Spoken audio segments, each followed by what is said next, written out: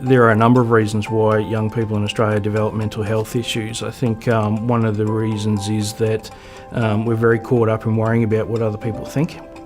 And so that drives us to worry about our actions and worry about what are people going to think if I do this or don't do this. So I think that's one of them. I think that difficulties with drugs and alcohol continue to be an issue that's probably across the lifespan in Australia, that continue to be a problem for people, that particularly if they're used as ways to cope or ways to avoid mental health problems, which only lead to more mental health problems. I think FOMO is something that's particularly relevant to young people, worrying about for the fear of missing out, I think is a particular difficulty for young people in Australia.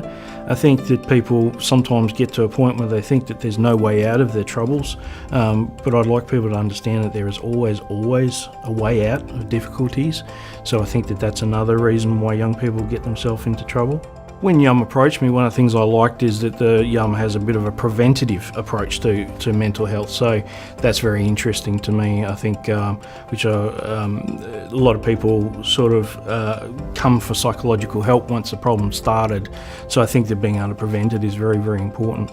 I think being able to reduce the stigma around mental health is also something that's very important to me, that YUMM finds very important, which is that, you know, a lot of people think that they can't ask for help when they need it, so they don't ask for help and they end up in a lot of trouble. So I think that reducing the stigma, and also the last thing I think that's in both of our interests is providing resources for people that are suffering and needing help.